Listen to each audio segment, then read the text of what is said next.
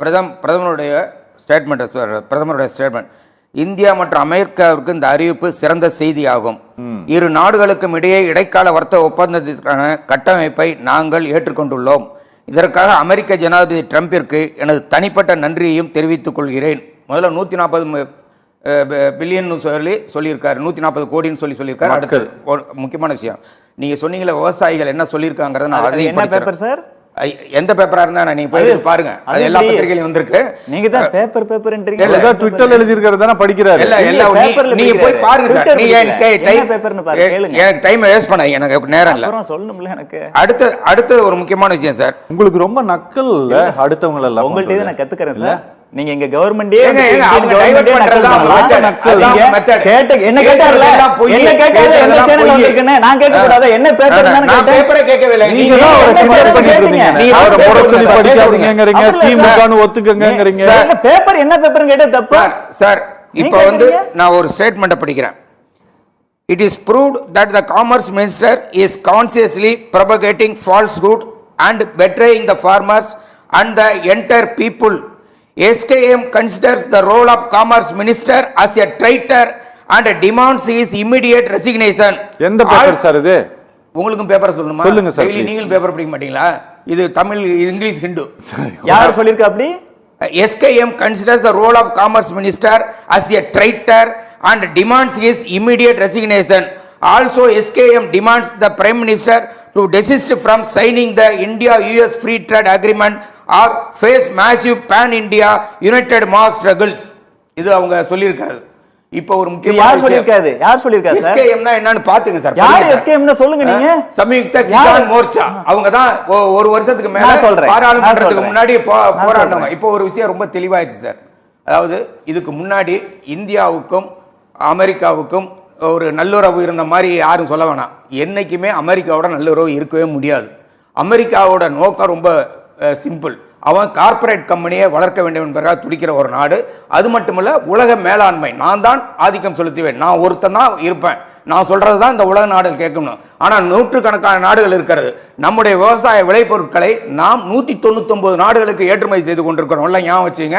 அமெரிக்காவுக்கு நம்ம ஏற்றுமதி செய்யும் போது அமெரிக்காவுடைய விவசாய பொருட்களுக்கு 30% 150% வரை நாம இதுவரை வரி போட்டிருக்கோம். இப்ப நீங்க ஜீரோவா ஆக்குறீங்க. அதுதான் ஆபத்து. போய் எடுத்து படிங்க. அதுக்கு அடுத்த முக்கியமான ஒரு விஷயம் சொல்லிடுறேன் சார்.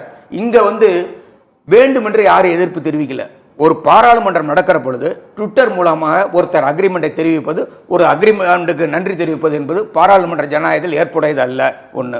அதுக்கு அடுத்தது ஒரு முக்கியமான விஷயம் என்னன்னா, இந்திய நாட்டு மக்களை பாதிக்கிற விஷயம் என்பதனால்தான் வருகிற 12ஆம் தேதி இந்திய நாட்டில் இருக்கிற விவசாயி தொழிலாளி எல்லாரும் ஒன்றாக சேர்ந்து தொழிற்சங்க சட்ட திருத்த மசோதாவுக்கு எதிராக, பொதுத்துறையை தனியார்மயமாக்குவதை எதிர்த்து, அதே போல விவசாயத்துக்கு இப்பொழுது வந்திருக்கிற ஆபத்தை எதிர்த்து ஒரு மிகப்பெரிய போராட்டம் நடக்கிறது. அதுல வந்து ஒரு விஷயம் என்னன்னா, இப்போ வந்து 50% போட்டதுனால திருப்பூரும் நம்முடைய ஈரோடு, கோயம்புத்தூர் பாதிக்கப்பட்டது என்பது உண்மை. அது உடனே 18%, அந்த 18% கூட இல்ல சொல்லிடுறேன், 18% கூட அங்க இருக்க ஒரு டெப்டி செக்ரட்டரி லுட்விகா என்னமோ அவர் பார்த்துக்கிட்டு இருக்கார். ஒருவேளை நீங்கள் குறைக்கவில்லை என்றால், அங்க நிறுத்தவில்லை என்று சொன்னால் மறுபடியும் 50% போடும் என்று பயம் காட்டுகிற பொழுது ஒரு சுயாதீனம் உள்ள இந்திய நாட்டை ஒருவர் விரட்டுவது என்பது ஜனநாயகத்தில் ஏற்புடையதல்ல. இந்திய நாட்டுடைய பிரதமர் எழுந்து நிற்க வேண்டும், எதிர்த்து நிற்க வேண்டும். ஓகே, முடிக்கிறேங்க. சொல்லிடுறேன் சார்.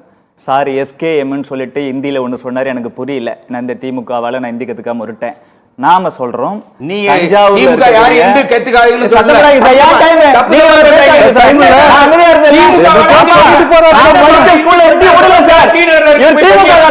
திமுக சொன்னா இவ்வளவு கோவம் வருது. திமுக சொன்னா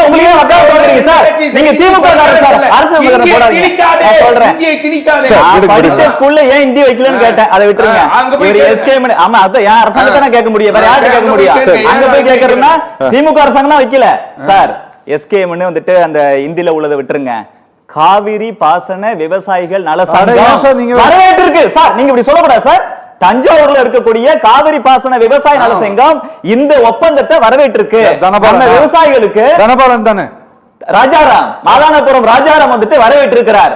நம்ம சார் வந்துட்டு எக்ஸ்போர்ட் ப்ரமோஷன் சென்டர் சார் கேட்டதுக்காக சொல்றேன். சிறு விவசாயிகள், சிறு குறு தொழில்கள் பண்றவங்க யாருக்கும் எந்த பாதிப்பு வராது. உங்களோட கவலைகள் நியாயமானது. அரசாங்கம் இதுவரைக்கும் என்ன சொல்லுதோ அதை கேட்டுக்குங்க. ரொம்ப நன்றி. அக்ரிமெண்ட்ல இன்னொரு விஷயம் இவர் கேட்டாரு, எங்க மீடியால வந்திருக்குன்னு சொல்லி. அப்படியே பாருங்க, சைனாவுக்கு 37, லாவோஸுக்கு 40. ரொம்ப நன்றிங்க. நேயர்கள் இல்லாத சொல்ல நான் திமுக ஆதரவு ஆள் கிடையாது. இருக்கிறத சொல்றேன், மீடியால வந்தது தான் காமிக்கிறேன். புதிய தலைமுறையில வந்திருக்கு. ஆமா, திமுக காரங்க தான் தப்பா சொல்லுவாங்க. ரொம்ப நன்றி சார். யாரும் தயங்க வேண்டாம், எந்த பிரச்சனையும் வராது. நம்ம அரசாங்கம் உத்தரவாதம் கொடுத்திருக்கு. நியாயமான கவலைகளுக்கு நாங்க விளக்கம் கொடுக்கிறோம். யாருக்கும் எந்த பிரச்சனையும் கிடையாது. ரொம்ப நன்றி சார். ரொம்ப ரொம்ப நன்றி. நமக்கு பயப்பட வேண்டாம்.